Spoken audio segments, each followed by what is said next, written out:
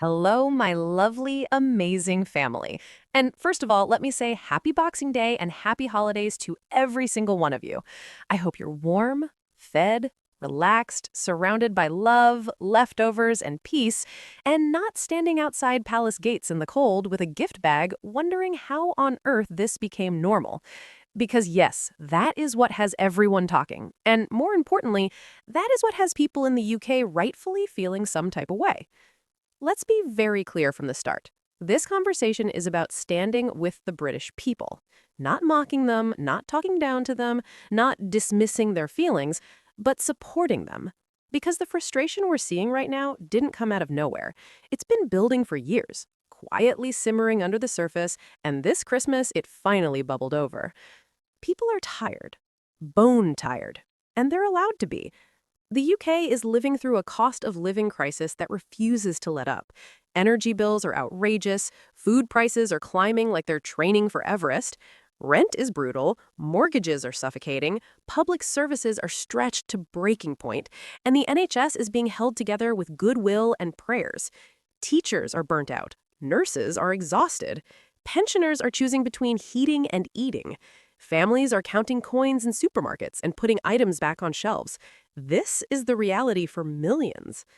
So, when people see queues forming on Christmas Day, not for food banks, not for shelters, not for community aid, but to deliver gifts to the royal family, something inside them snaps. Not out of cruelty, not out of jealousy, out of sheer disbelief. Because let's be honest, what exactly are we doing here? We're watching ordinary people, many of whom are struggling themselves, spending money, time, and emotional energy to give gifts to one of the wealthiest, most protected families in the country. A family that lives in palaces, a family whose lifestyle is underwritten by the public, a family that already has access to more resources than most people will see in 10 lifetimes. And we're meant to clap and call it charming. The media, of course, does what it always does. It zooms in on the wrapping paper. It softens the lighting. It tells us how heartwarming it all is. It reports, with straight faces, that Prince George received an Aston Villa-themed gift from well-wishers, as if that's the detail we should be focusing on while the country is on its knees. And let me say this clearly. Prince George is a child. He's innocent in all of this. He didn't ask for any of it. This is not about him personally. This is about the institution. Because the institution is perfectly comfortable accepting gifts, praise, loyalty, and goodwill without ever seriously asking whether that generosity should be redirected to people who actually need it. No clear messages saying, please don't bring us gifts, donate to your local food bank instead. No strong encouragement to support struggling communities. No meaningful effort to turn that attention outward. Just smiles, waves, acceptance. Carry on. And that's where people are getting angry. Because Christmas is supposed to be about generosity flowing where it's needed most. It's about community, compassion, looking after one another, and closing the gap, even symbolically, between those who have plenty and those who don't. What it is not supposed to be is a one-way street where kindness only ever travels upward.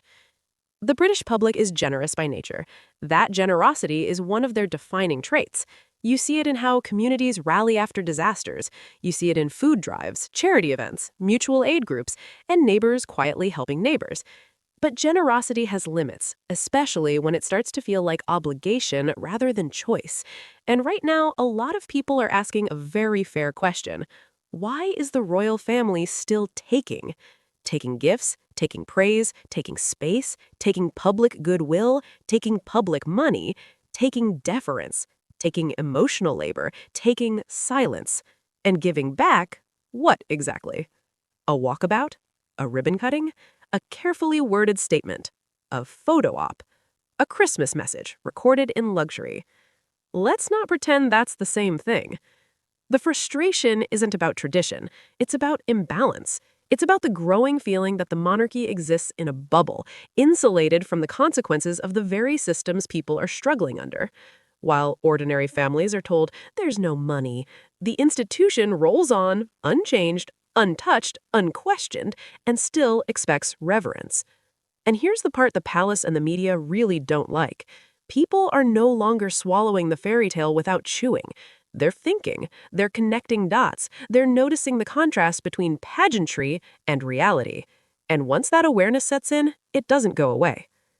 Because how do you explain to someone who's skipping meals that it's festive and appropriate to queue up with gifts for millionaires?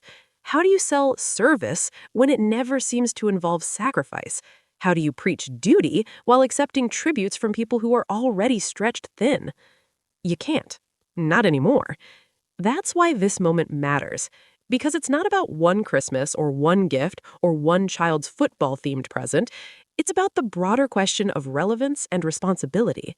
It's about whether the monarchy understands the mood of the country it claims to represent. And right now, judging by the optics, the answer appears to be no. What makes it worse is how easy this would be to fix. Just imagine the royal family collectively saying, please don't bring us gifts. If you want to give to your local community. Support food banks, support shelters, support heating funds, support people who are struggling. Imagine the goodwill that would generate. Imagine the respect. Imagine the leadership. But that would require humility. It would require acknowledging inequality instead of decorating over it. It would require putting people first rather than optics. And historically, that's not exactly the institution's strong suit. So when Brits say they're angry or fed up or uncomfortable with what they're seeing, that's not disrespect. That's not anti-British sentiment. That is British people advocating for themselves. That is citizens questioning whether a system still serves them. That is awareness waking up. And honestly, good. Because the people deserve better than being emotionally blackmailed into maintaining a hierarchy that doesn't protect them. They deserve better than being told to smile through struggle while funding luxury they'll never experience. They deserve better than being cast as ungrateful for daring to ask for fairness. Supporting the British public means validating that frustration, not shaming it. It means saying, you're not wrong to feel this way. It means recognizing generosity should circulate among communities, not disappear behind palace gates. And here's the thing the palace really needs to understand. Once people stop believing in the illusion, it's very hard to rebuild it.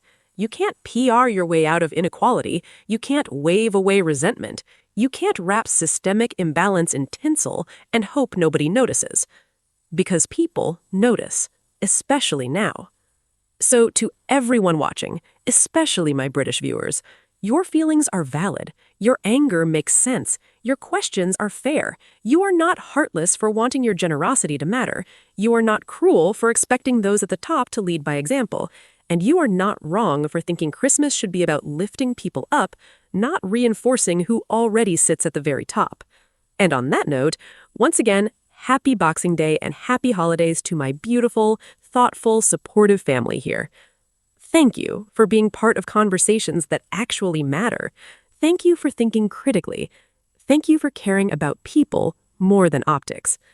Rest, recharge, protect your peace, and remember, generosity is powerful, but only when it flows where it's needed most.